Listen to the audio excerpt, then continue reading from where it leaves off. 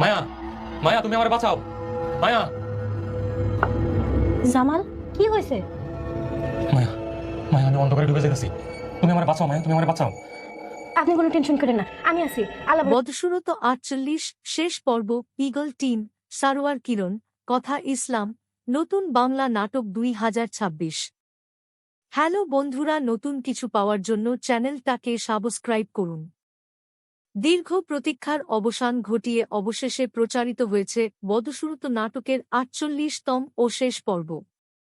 শুরু থেকেই যে রহস্য, আবেগ, পারিবারিক দ্বন্দ্ব এবং সম্পর্কের টানাপোড়েন দর্শকদের ধরে রেখেছিল, তার চূড়ান্ত সমাধান মিলেছে এই শেষ পর্বে।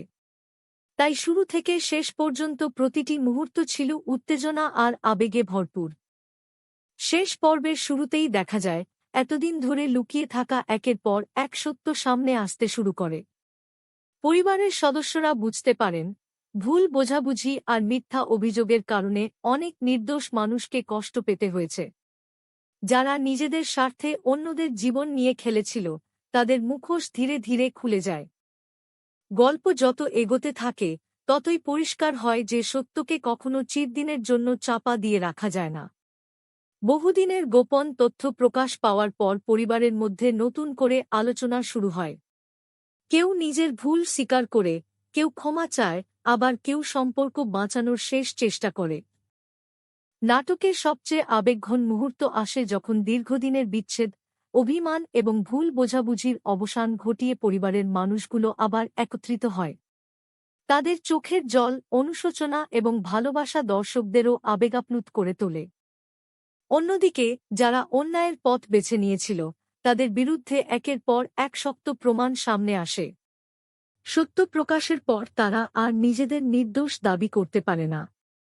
শেষ পর্যন্ত অন্যায়ের পরাজয় এবং সত্যের জয় এই নাটকের মূল বার্তা হয়ে ওঠে।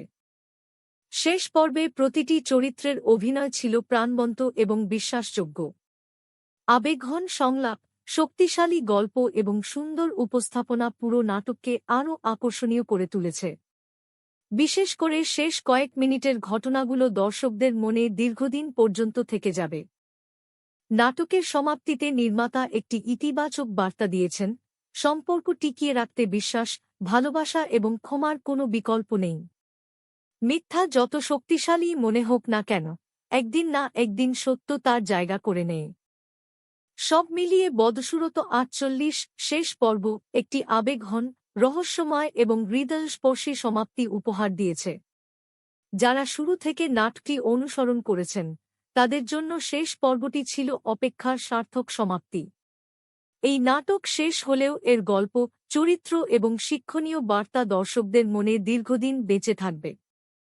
শেষ পর্বের গল্প আরও গভীর হতে থাকে যখন পরিবারের সবাই এক জায়গায় বসে অতীতের প্রতিটি ঘটনার হিসাব মিলাতে শুরু করে। এতদিন যে ভুল বোঝাবুঝি, অবিশ্বাস এবং ষড়যন্ত্র সম্পর্কগুলোকে ভেঙে দিয়েছিল, সেগুলোর আসল কারণ একে একে প্রকাশ পেতে থাকে। কেউ আর সত্যকে অস্বীকার করার সুযোগ পায় না। পরিবারের প্রবীণ সদস্য সবার সামনে দাঁড়িয়ে নিজের ভুল স্বীকার করেন। তিনি বলেন, মানুষের কথায় বিশ্বাস করে তিনি এমন সিদ্ধান্ত নিয়েছিলেন, যার কারণে নির্দোষ মানুষকে বছরের পর বছর কষ্ট পেতে হয়েছে। তার এই স্বীকারোক্তিতে পুরো বাড়ির পরিবেশ আবেগঘন হয়ে ওঠে। অন্যদিকে যে ব্যক্তি এতদিন নিজেকে নির্দোষ প্রমাণ করার জন্য সংগ্রাম করে এসেছে, সে অবশেষে ন্যায়বিচার পায়। তার বিরুদ্ধে আনা প্রতিটি অভিযোগের জবাব প্রমাণসহ সামনে আসে। উপস্থিত সবাই বুঝতে পারে, সত্যকে চাপা দেওয়া গেলেও কখনো মুছে ফেলা যায় না। এদিকে তদন্তকারীরা নতুন কিছু তথ্য প্রকাশ করেন। সেই তথ্য থেকে জানা যায়, পুরো ঘটনার পেছনে একজন নয়, বরং কয়েকজন ব্যক্তি একসঙ্গে কাজ করেছিল। ব্যক্তিগত স্বার্থ আর লোভের কারণে তারা একটি সুখী পরিবারকে ধ্বংস করার পরিকল্পনা করেছিল। কিন্তু শেষ পর্যন্ত তাদের সেই পরিকল্পনা ব্যর্থ হয়ে যায়।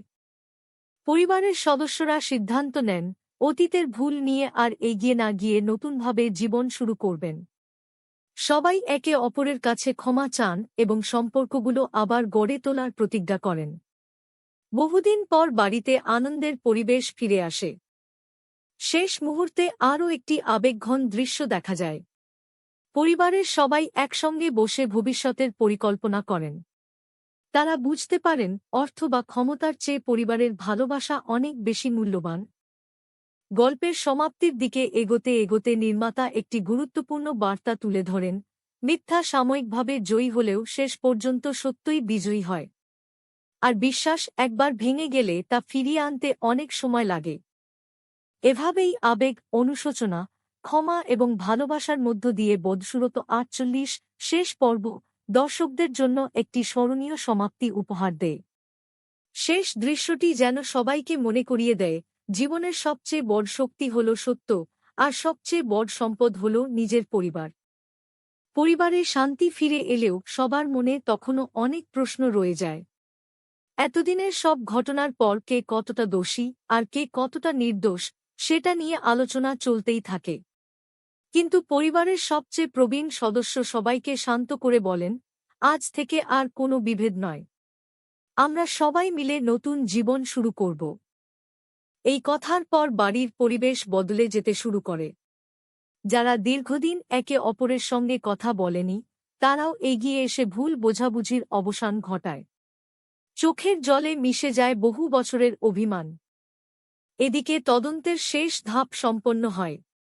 গুরুত্বপূর্ণ সাক্ষ্য, নথি এবং অন্যান্য তথ্য যাচাই করার পর সংশ্লিষ্ট কর্তৃপক্ষ জানিয়ে দেয়, যাদের বিরুদ্ধে অভিযোগ প্রমাণিত হয়েছে তাদের আইনি প্রক্রিয়ার মুখোমুখি হতে হবে।